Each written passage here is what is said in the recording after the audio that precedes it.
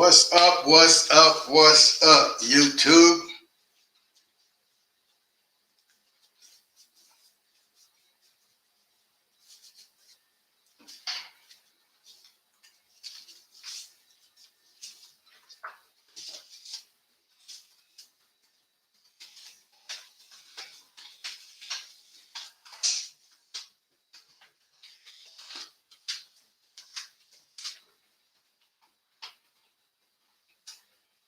What's going on, folks? What's going on? Who we got out there tonight? John Tompkins. Mr. Tompkins. The wife says you're here. Or you can come up here, Mama. I can come work.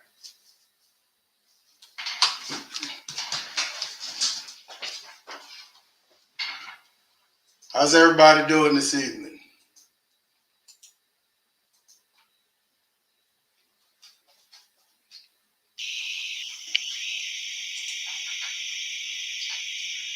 We're going to rock this thing tonight, folks. We're going to get live, get you this awesome brisket trim, really kick up your backyard brisket cook. We're going to do it.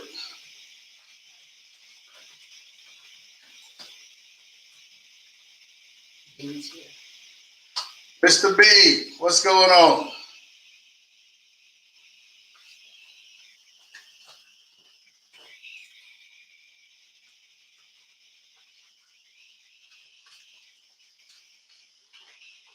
All right, folks, welcome back to another episode of Mom and Papa Joe's, man. Really looking forward to the night. Hopefully, it won't be very long, maybe a good hour, 10 minutes or so. And we're going to look forward to really getting you guys a great trim. What's everybody's plans for the weekend? We'll give these latecomers a couple of minutes before they get on in here. What the plans for the weekend? Dean, I know you're going to be at a competition. Hopefully, I'll see some of you out there this weekend. We're going to be cooking right here in New Braunfels. First CBA cook-off this weekend. Really looking forward to it. Spent the entire weekend prepping, getting ready, and wow, we're hot to trot. We're going to make it happen. What are your plans for the weekend? Robbie's here.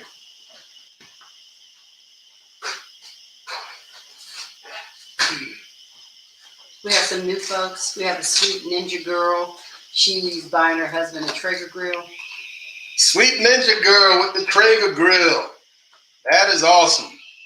You couldn't have made a better choice. The husband is going to love it. He's going to love you.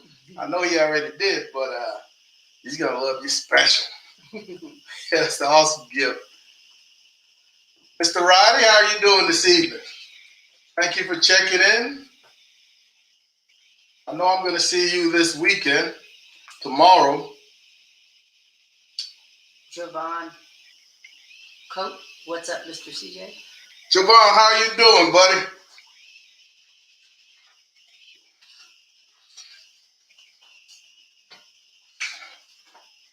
Tony's here. Tony. Tanachi. Tony, what's going on, baby? So what I've got here, ladies and gentlemen, is a 17.5-pound prime. And man, it is shocking right now what brisket prices are looking like. I was blown away. You know, I'm used to the 329, the 339, the 349s. And right now we're pushing at 449. Those are from a couple of years ago. Those are Wagyu prices. I remember paying $5.99 for Wagyus, American Wagyus, and now we're paying close to that for average primes. Nothing even special about these primes, but that is where we are, and if we're planning on cooking, that is what we're going to be doing. Robbie's asking, what's your walk-up song? Hasn't changed and will never change. Nobody was going to take it, Roddy. Walk-up song is always mystical. Here I go. Here I go. All right, come on back down here, Mom.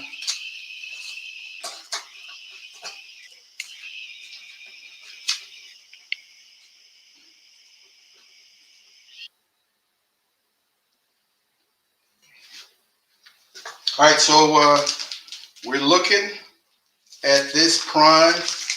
Long, kind of skinny. There wasn't a whole lot to choose from. So How much was that? this 17 and a half pound prime, $4.49 is $78. Almost $79. So very pricey right now. And it might be competition quality. We'll see when we get into it. So let's immediately start cutting into this thing.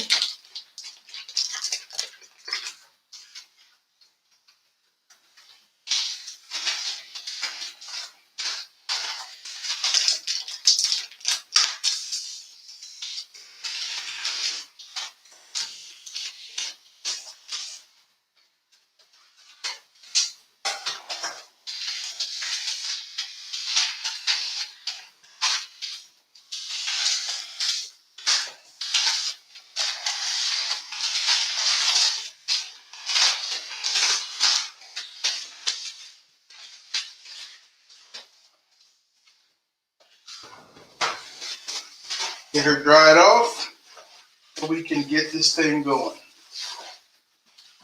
You know, we do our best when we're in the store. I always say it. We never know what we're going to have. And here we can see immediately a massive gash on that back end. Nothing else. A little gash here. But again, this is not for competition, so I'm not too pressed.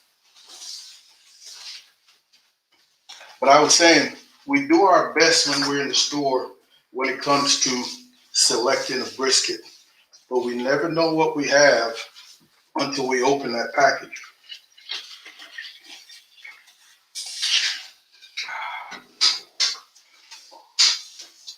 As I go to select the brisket, folks, I try to select a brisket that's going to be pretty close to even in terms of thickness from point end to flat end.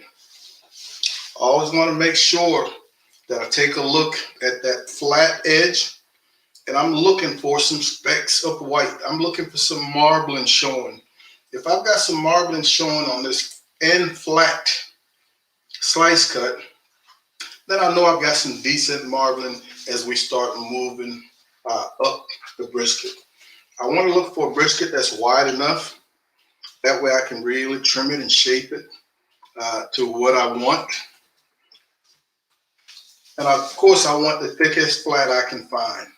While this isn't especially thick, this was the best of the best at Costco a few days ago. I want to stay away from a brisket where this point end mounds up, really stands tall, and then slopes off quickly, because it's an indication that your fat vein is going to run deep within it and almost halfway down into your brisket. If I don't have to buy that, I would not. So I'm not here to insult anybody's intelligence, but I want you to know brisket is comprised of two muscles. This top muscle is called the flat. It's leaner. Then you've got a muscle on the bottom. You've got a separate muscle on the bottom. It's called a point. It's much fattier. In between the flat and the point is what is called a fat vein. And it runs all the way across pretty much. And you're hoping that it doesn't run too far down into your money slices if this was a competition brisket.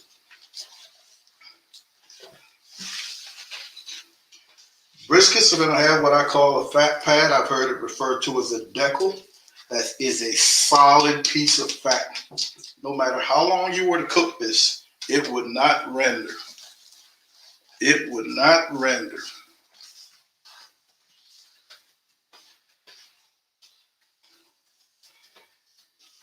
So the first thing we're going to do is to get away from that. And Mama, if I move off of the picture anyway, please let me know. Okay.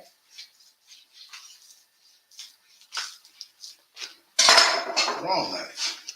So what I really want to do when I start is I want to lay my knife blade flat onto my flat. Knife blade flat onto the flat. And I will just start to work. Knife blade is still on the flat. Point it upward slightly and just slide across. All right, I'm sliding across, and this is that fat pad that I spoke of. And you can see there's nothing in there but fat, solid fat. So I pretty much just even cut that decal, that fat pad off. We're gonna come back and even all this out. I can see right now I've got that seam of tissue on that end, and I will just go ahead and level that out. First thing I want to work on is silver skin. I like to put my hands under the area I'm planning on slicing to push up and give me access to it. My knife blade is always going to be pointed upwards.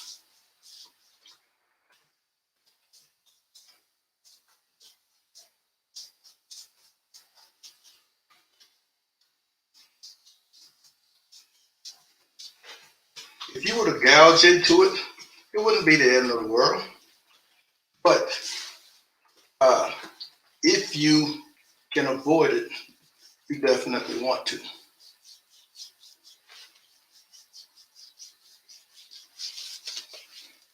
This is a backyard trim, folks. This is not a competition trim. And the difference for me between a backyard and a comp trim is in a backyard trim, I'm going to try to maximize my yield. So I want to cut off as little as possible while still shaping this brisket what I consider properly. Still want to end up with beautiful slices after this brisket is cooked. I still want to make sure that there's little waste, there's little trimming to be done when this brisket is cooked. I want to do all my trimming right now. That means I'm not going to be cooking waste. I'm not going to be cooking anything, burning fuel to cook something that I will be removing and tossing in the end.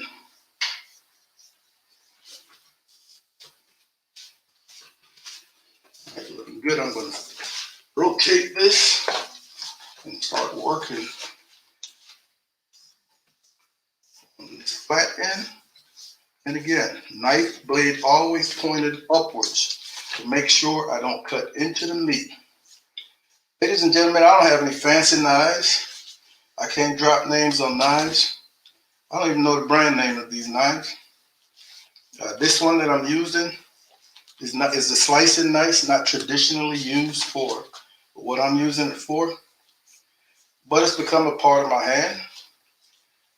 And the best thing you can do for your knives, folks, best thing you can do for your knives is keep them sharp. If you want to run out there and buy the $300, $400 knife, that's fine. But you will not be able to tell the difference between a brisket trimmed or sliced with a sharp $12 knife or a sharp $300 knife. CJ, was this an HEB brisket or? Yes, this is a prime. No, this is a prime from Costco. Yeah, this is a prime from Costco. And Tony Tanachi wants to know, how long, you just picked it up today, right? I picked this up yesterday. Okay, so he's asking, do you normally wet age and how long and what's the temp? Yes, I would wet age my brisket, especially for a competition. This is not, but I plan to wet age all my briskets 21 to 28 days. And I've never been particular about the temp of the fridge. I just know it's a fridge that isn't open very often. We don't have kids going in and out. It's a garage fridge, not open very often. And that's the best thing you can do if you're going to wet age a brisket. You're going to find that most briskets are going to have some sort of fat vein. And as you begin to remove silver skin, do not go chasing that fat vein trying to carve it out. Don't go chasing it because you're going to create a trench. This brisket has got a bit of a trench right there that was cut in, not a problem. But I'm very happy right now with that silver skin removal. What we're going to do is begin to cut this brisket down in the size. Again, for a backyard trim, I'm looking at maximizing my yield. As we get to the point, this is the first part I want to knock out. You've got some hard sinew. This top edge, this top outside of the point is lean. It's got some hard tissue, some hard fat in there. I tend to just quickly knock it off. All right. Anything I remove, folks, does not go to waste. It's going to give me room on my cutting board. Next thing I want to do is flip.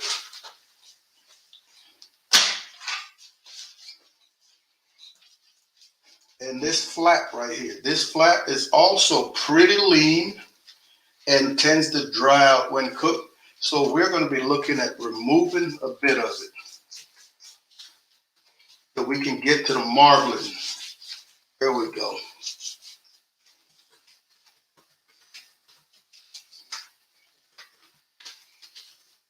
Again, nothing there. Somebody's asking, how do you sharpen your knives? With a stone or electric? I have got it. How do I sharpen my knives? I've got a stone followed by a honing steel. Yes, I've got a handheld stone followed by a honing steel.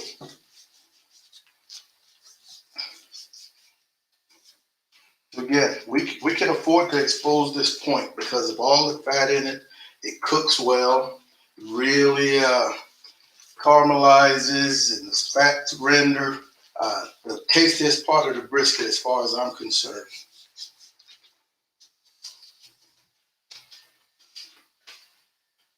All right, so here's our flat.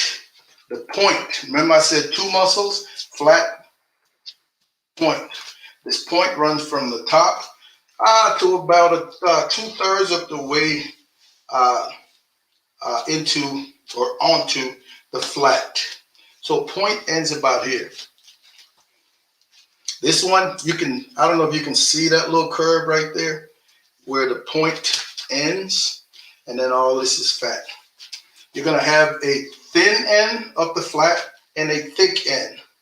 On the thick end, you're gonna have quite a bit of fat that you have to remove.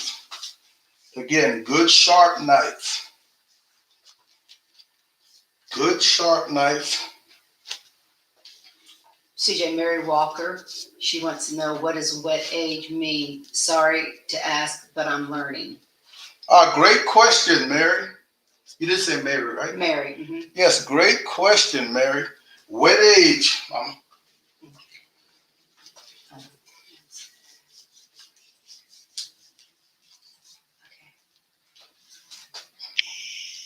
There you go.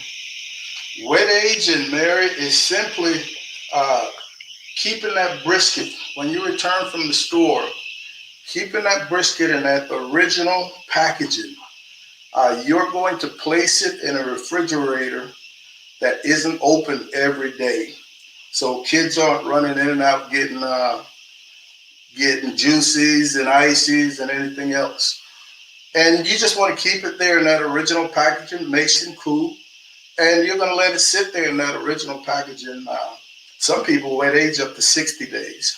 I usually do 21 to 28 days. And I will flip that brisket about every third day. You will notice that brisket that liquid, that myoglobin, that liquid in that brisket, that pink liquid, I will start changing colors. It's going to get a little darker.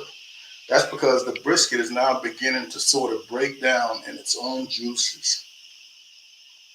That brisket will start getting more and more pliable, flexible, limp. That liquid is going to get darker. At the end of 21 or 28 days, if you're not ready to use it, you can freeze it in that original packaging. You can freeze it in that original packaging. When you do open that package, you're going to have a very distinct aroma, not an odor, an aroma. There's a significant difference between aroma and odor. You're going to have a beefy smell. You rinse that brisket off, in about 5 to 7 minutes, that aroma should go away. You're going to be able to tell a rotten brisket versus a beefy smelling brisket. But wet aging begins the tenderizing of that brisket, making those fibers a little softer, easier to work with. And I really, really believe that it helps in your end product. Great question. So, come on back here. Mm-hmm.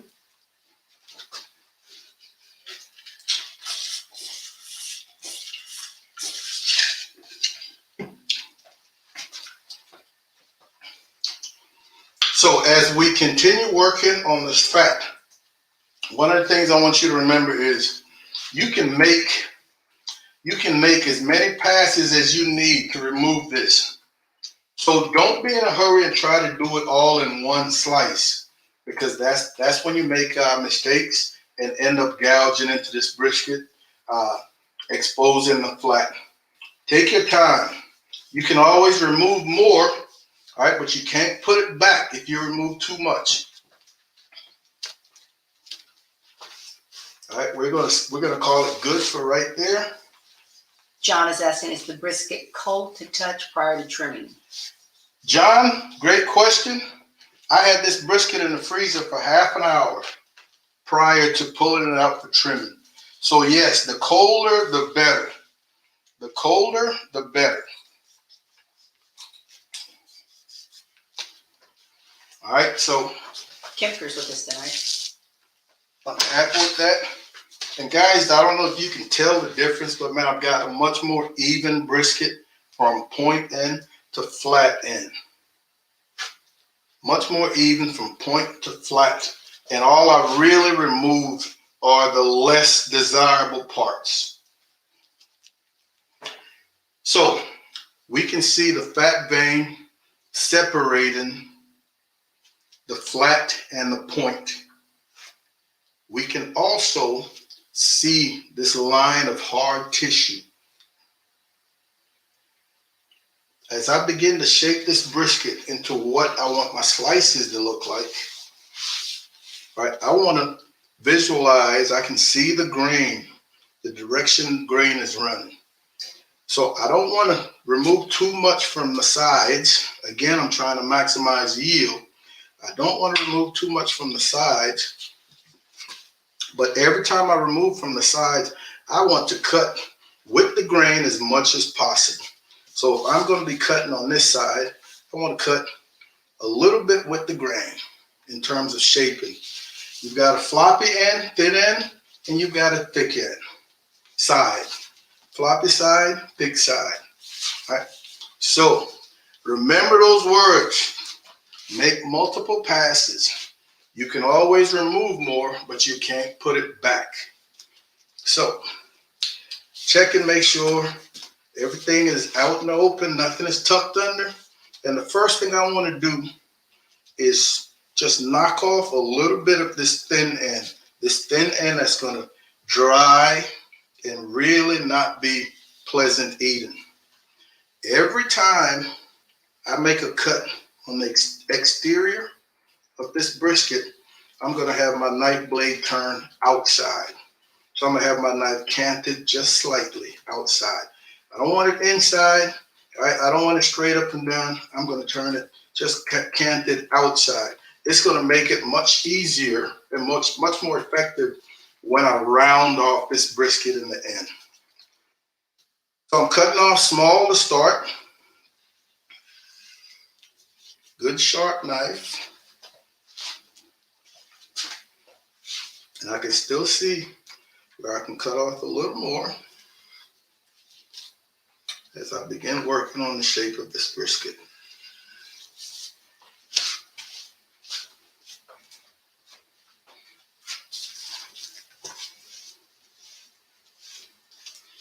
This line of hard tissue has got to go. It's not quite cartilage hard, but it is sinew. It is hard. So again, I'm going to be looking at something along these lines, trying to stay with the grain to some degree. Knife blade, turn the opposite direction, outside.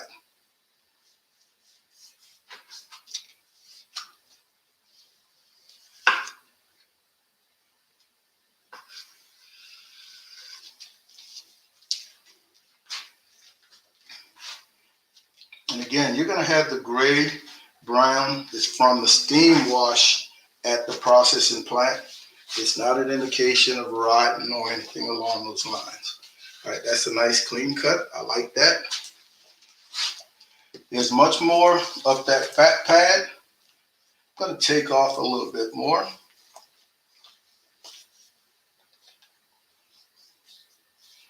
Remember, like I said, it is not going to render. CJ, Alvin Wells is asking, what do you do with the trimmings? Those trimmings, Alvin, great questions. I have got a meat grinder, man. We've made burgers, meatloaf, smoked meatloaf, Salisbury steak, you name it, we have done it. Carne asada, man, I had to go find recipes for all that stuff, but does not go to waste.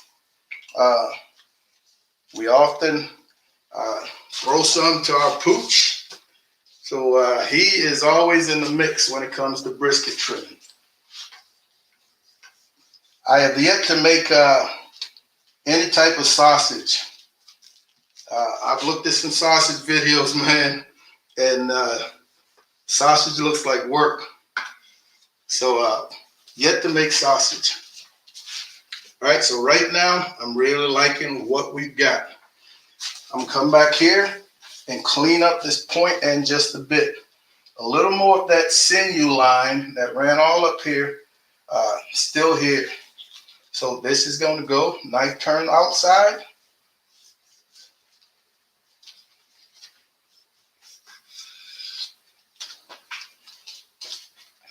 Chris L. is asking, do you just keep trimming the fat until you get to the meat consistency you want? Yes, Chris, to some degree, yes. Each brisket is going to be different. So you can't say, well, the last time I did this, you're going to have to be very careful that you understand that each brisket is going to end up slightly different. But again, without turning a 17-pound brisket into a 8-pound brisket, I want a 17-pound brisket to be somewhere in the neighborhood of 13 and a half, 14 pounds when I'm done trimming for backyard. For competition, I would be much more aggressive. All right, now that I've knocked off this edge, I'm able to see how much more fat on the flat I need to remove. And here's a great visual of it. Come back with my knife. I want to leave about a 1/4 inch.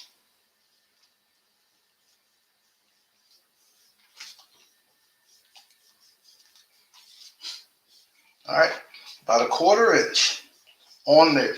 And this fat that's left on there acts as a insulator. It protects your leaner flat from the heat so it doesn't dry out. If you were to make a gouge, it would not be the end of the world, but it's not something you want to do on a regular basis.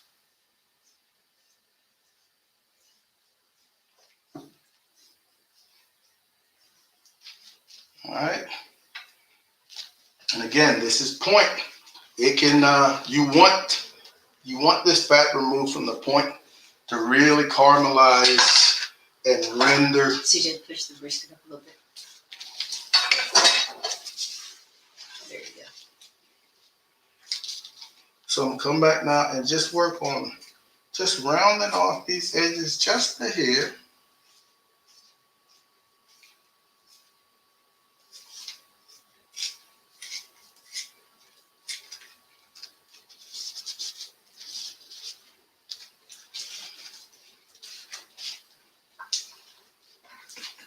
Just cleaning up a little bit.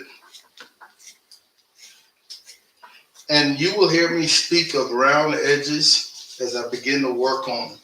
You do not want any 45 or any 90-degree angles on this brisket, simply because airflow, the flow of air, smoke, heat over these 45-degree angles is not smooth. Air doesn't just roll over, air bounces and just sort of keeps hitting it, as opposed to just rolling off of a round object. And with that bouncing off instead of rolling, those 45 and 90-degree angles want to dry, burn, and crisp, depending on how hot your fire is. So we're going to round off everything on this brisket. And let me show you what that looks like. Here we have a good 45-degree angle, sharp. We don't want that. We could use our knife to begin rounding, or we can use our shears to begin rounding. It's up to you what you learn and become comfortable using. Knife versus your shears. These rounded edges also make slicing your brisket a lot easier. You don't get the shredding that you sometimes get when you are slicing a brisket with those angles. So you're looking again for nice round edges. CJ, Charles Blackwell, he's in Cincinnati, and he's asking, where can he get the cowboy garlic infused charcoal? Charles, awesome question. You can go to your Walmart manager. Walmart works with the company that sells that charcoal. So you can go to your Walmart manager and ask them to order it special if they don't carry it on a regular basis. Walmart. But if you happen to live near a Bass Pro or Cabela's, they carry it.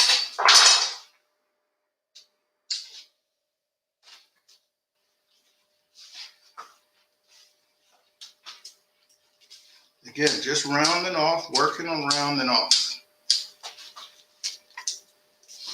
We're going to turn. Same thing here. Working on those angles.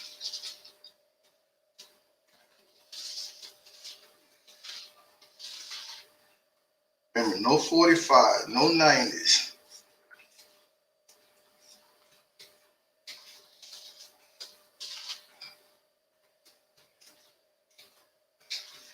You heard me speak earlier of that floppy end.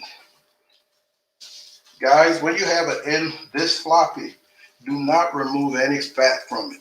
I don't know if you noticed, but I never took anything, any fat from this floppy end, because I want to maintain this thickness in relation to the thick side.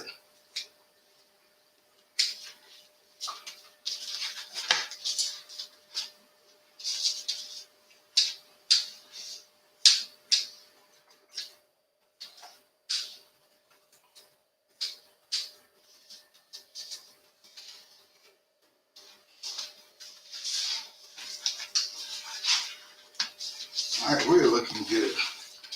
You're looking good. I'm liking what I've got. Alvin Wells is asking, at what point do you stop trimming the fat pad? Alvin, another good question. Ooh, I just had a squirt. Give me a second here. And in your beard too. Yeah, I hit a blood pocket and it squirted.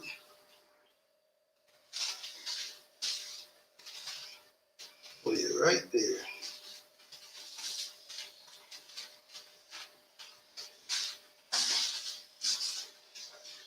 So Alvin asked, at what point would I stop trimming this fat pad? You can feel how thick that fat pad is, Alvin. So at some point, you just want to know when to say when. You want to be able to knock off, because as you go lower, it gets softer to the point where, yes, some of it will render, but I don't want to clean it off completely. So right about there, I am going to call good. Right about there, I'm going to call good.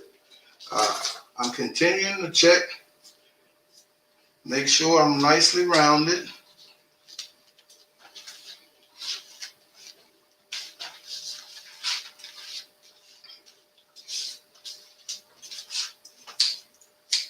And at this point, all you're doing now is just simply clean up. And I will tell you guys and gals, competition has spoiled me, because even in the backyard, I cannot just quickly raggedy trim a brisket and throw it on the pit. I've gotten to the point now where my backyard trim has to be something that I would not mind showing people. So my backyard trim still has to be beautiful, because I still want my slices to look great in the end, especially if I'm having people over.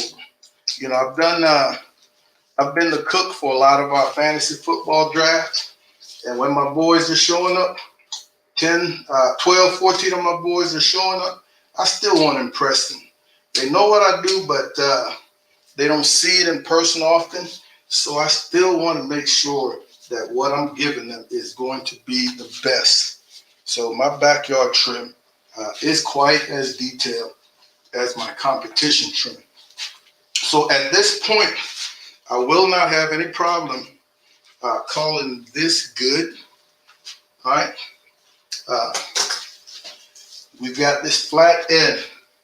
Now our grain is still running this way. All right.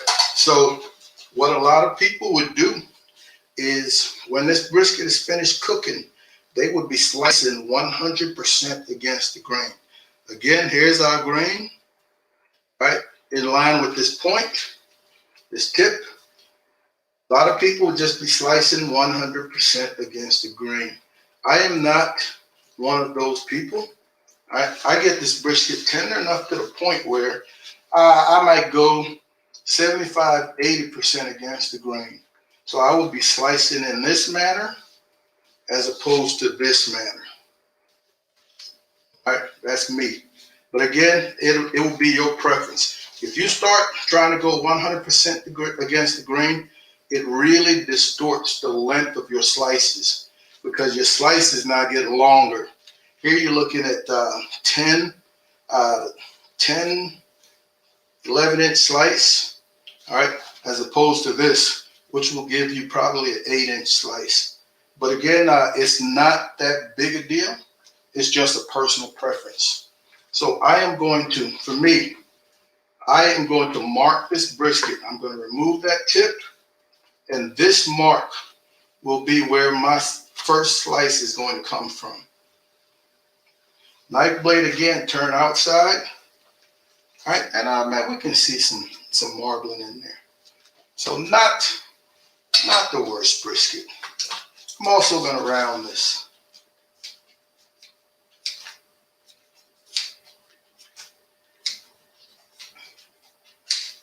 the mistake I see so many people make, and it's a mistake in my opinion. All right, they will come here when they begin knocking off the ends. They will come here and they will mark this brisket in this manner. Right, and guys, they're losing all this. Right, they'll mark it. They're losing all this. You're trying to maximize yield. If you're going to round off, this is all you got to do. This is all you got to do. No need to take off that much to round off.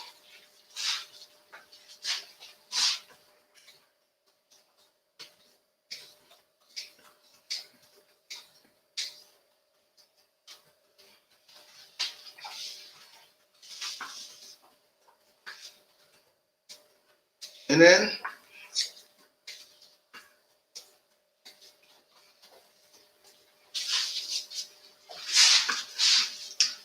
Gary Atchison says that's not a trim, Papa. That's a work of art, and it should be framed. Who's that? Gary Atchison. All right, thank you, Gary. I appreciate that, man. And then Eric Alsley Jr. I hope I pronounced his last name right. Hey, Mama, Papa Joe, that's a beautiful brisket. The trim is excellent. Thank you. Thank you so much, guys, gals. And again, man, this is something you can do. I've had people tell me, Papa Joey, I did your brisket trim. I had my laptop or I had my iPad right next to the sink as I trimmed, and I followed you step by step, and it was one of my most beautiful trims. So again, it is something that it should be very easy to do, man. It comes with a little practice, and the more you do it, the better you'll get. The faster you'll do it. It's going to take you less time in the long run. But I tell my students, I tell anybody that asks, I said, man, follow the videos. Get you, if you need to practice, go buy Cheap Select from Walmart and practice trimming on that. It will make you better in the long run. So once again, this line that I just cut indicates where my slices are coming from, as opposed to 100% against the grain. Again, oh, here we had just a little bit that folded under. Not a problem.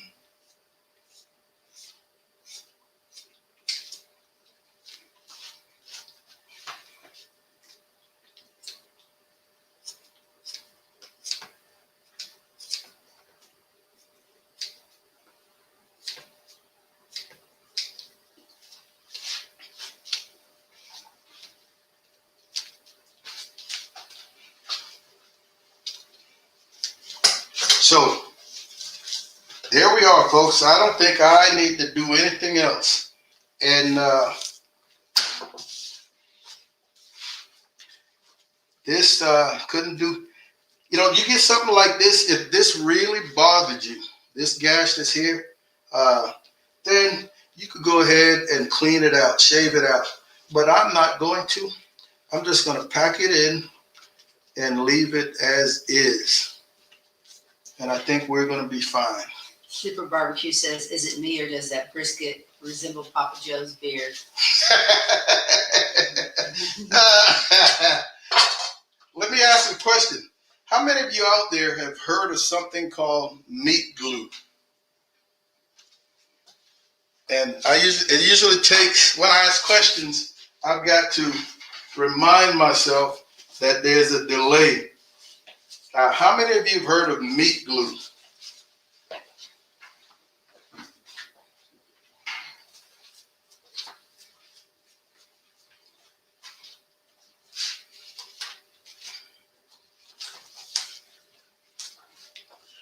Anybody hear of meat glue?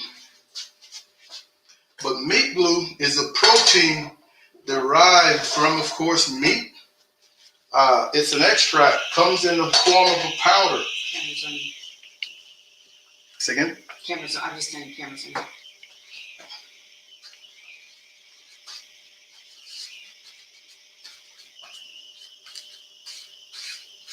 Yeah, so meat glue is a powder that's derived from meat. It's processed and it's a white powder that uh, that some meat markets are using. And these meat markets, they're taking meat trimmings like we have here, uh, and they are mixing that meat trimmings with meat glue, this powder, and then they wrap it tightly in saran wrap. And this meat glue causes all that meat to stick together. And then these meat markets are then slicing this and selling it as steaks. And many people can't tell the difference. Many people can't tell the difference. And I asked about meat glue because if this cut was something, if this was like in my money section for competition, I would pull out my meat glue, simply place a little bit in here, all right? Sprinkle a little powder in there, pack that down.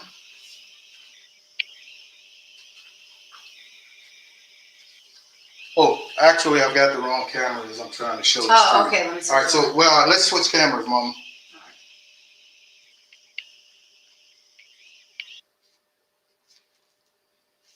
There you go.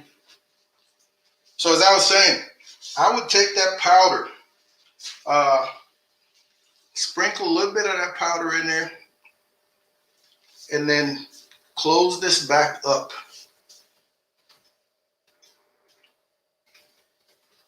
And I would place, something just to keep pressure on it. And by tomorrow morning, you would not be able to tell that there was a gash there. If this happened to be in my money section, this happened to be in my money section. But it's not, and it's not in the problem area as far as I'm concerned. So I'm not going to worry about it. I'm not going to waste my meat glue.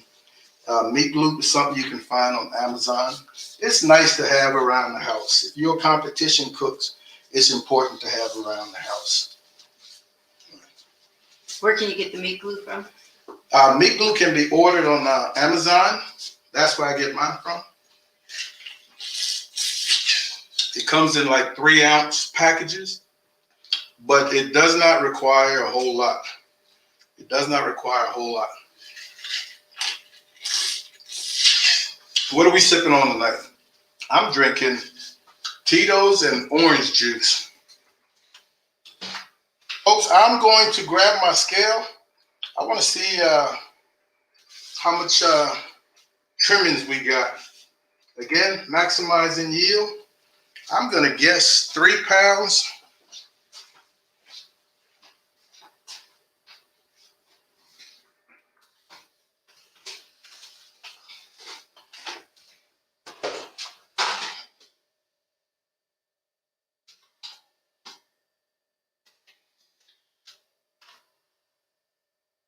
David Sweet says, what brand should we get? I think he's talking about the meat glue.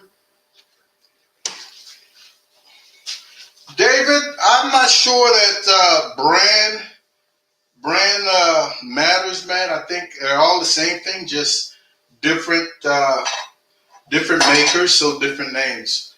But the process is the same. Meat glue. I can't remember what brand I had, and Mama couldn't find it in the freezer. You keep it stored in the freezer, folks. That was 4.5 pounds of trimming. Yeah, 4.5 pounds of trimming. So again, not very bad. 4.5 pounds of trimming, and for the most part, everything that we cook is going to be edible. We may end up with another pound or so of fat as we get into the middle of this brisket. So again, we maximize this yield that we spoke about. We maximize this yield. And that's what a backyard trim is all about. That is what a backyard trim is all about. Let's see, do we have any other questions out there? Let's see. Mario, he just says no. I asked what were they drinking. He said he's drinking some Shiner Peach. Oh, Mario, dude, I'm on the last of 2 12-packs of Shiner Peach. I love it. I'm on the last of 2 12-pack. I think I've got 2 more bottles, and I hate that it's seasonal. because when it's gone till next year. But I love Shiner Peach. I absolutely love Shiner Peach. Brian Vistron says that he's cooking short ribs this weekend. Oh, love to cook short ribs, Brian. Trumpet Master is busy. He's cooking 3 Wagyu briskets, 6 spatchcock chickens, and some jalapeno cheese eggland sausage. Are you catering? Trumpet Master, yeah. He said to follow him on Instagram. Trumpet Master, are you catering? Or are you cooking for family?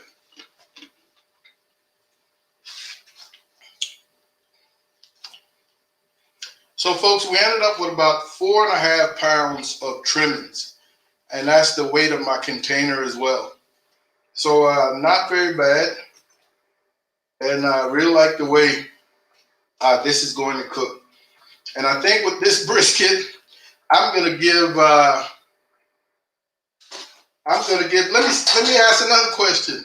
What am I gonna do with this brisket? What should I do with this brisket? Here in the backyard. It's going to be another brisket video.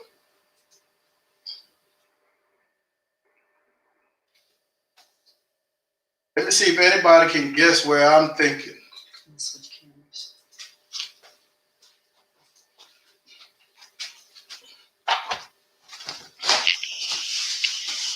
Okay, cameras on you. My last brisket cook. Anybody answer it, Mom? I hate that delay. But my last brisket cook, Bean said, let him cook it this weekend. Shut up, B. My last brisket cook was street tacos. Street tacos, it can be done, yeah. But I want to give beef tallow another shot. I've been doing some researching on the beef tallow, and I'm going to give it another shot. Make another video using beef tallow. Easy Barbecue says, and I hope I pronounce this right, Barrio beef tacos. Is it Birria. Birria. Easy, man. That is something I've never even eaten birria. I've seen it, and it looks absolutely delicious. I'm interested in it, but I don't know anything about it. Yeah, and with YouTube, I don't see why it's something that we wouldn't be able to do. So I can definitely do that. Anybody out there besides Bean going to the cook-off in New Braunfels this weekend, either as a competitor or as a judge? Anybody?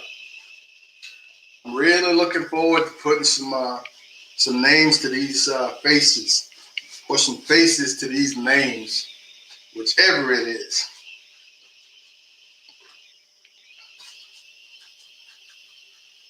All right, guys and gals.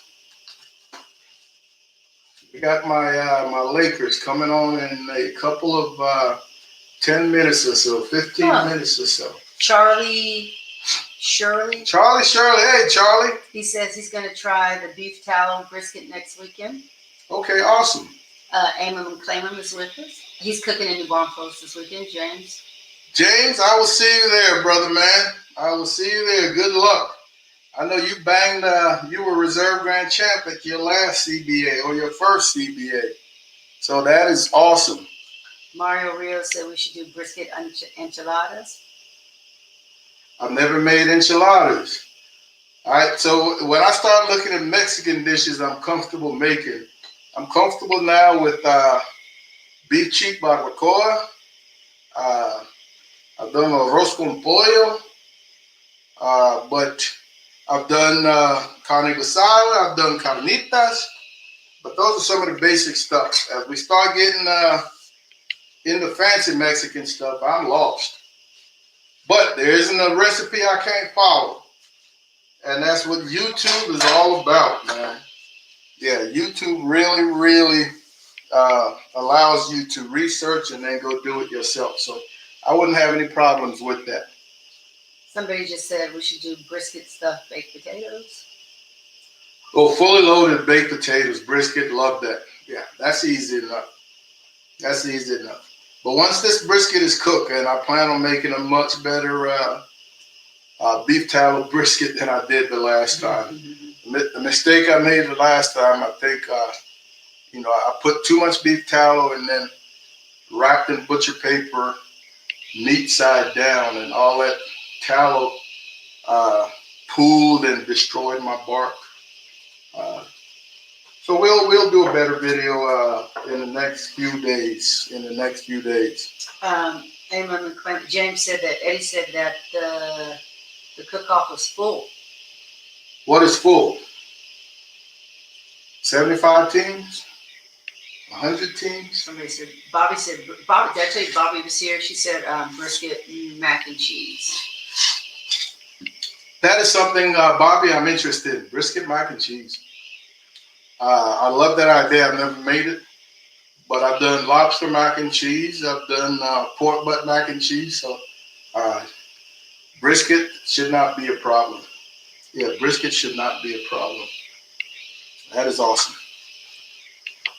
All right, ladies and gentlemen, that was Papa Joe's trim, man. Grab your iPads, get you a brisket, open up this video right next to you, and get the trimming. If and when you do, don't hesitate to show me some pictures, man. Hit me up on Instagram, hit me up on Facebook, and let me see some of those pictures. You make a video using this trim, I would love to see it. Give me a shout out. Sweet Ninja Girl, I think that's her first time joining us. She said, thank you so much. John Tompkins says, enjoyed the lessons. Go get that trophy, Mama and Papa. Thanks for your service. Happy Memorial Day. Oh, thank you. Yeah, thanks for your service. Thank you for your service. Thank you, John. Thank you, John. Man, we've got some awesome men and women who have given their all to allow us to be here doing what we do. So Memorial Day, man, is not about myself or the living. It's for our brothers and sisters who are no longer with us. So when we're sitting back firing up that pit, we should be doing so with them in mind. And then we look at those good men and women who are out there right now making it happen. Yeah. Raise a glass to them. Those men and women out there right now making it happen. Miss L said, amen, Papa. So, guys, I think Sunday, I picked up a boneless leg of lamb today. I've never cooked one. You know, it comes in a net. Never cooked one. So I think I'm going to do a boneless leg of lamb Sunday. And probably post a video Monday or Tuesday. So be on the lookout for that. If there's something you'd really like to see Mom and I cook, give us a holler. Let us know. And I will tell you, man, I can't cook that. Tom said, chorizo con huevo. Hey, we've got a Traeger Ranger, a flat top, you know, with a griddle top that we haven't even used yet because we've been so busy. So I can see chorizo and huevos coming up on a Sunday or something like that. We might do a little quick short live to break that in. When we do, we'll holler at you guys. All right.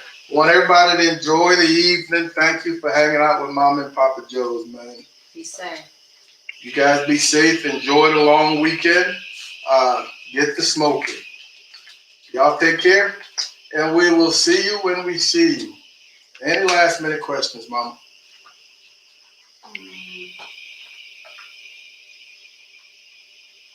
Nope, just what Charles Blackwell said, from what I can see, you can cook anything. Yeah, well, thanks, Charles. Alvin Burrows, so informative. Thank you. Chris, thank you. Brian B. Strong says thank you. Team Busting Brisket, good night.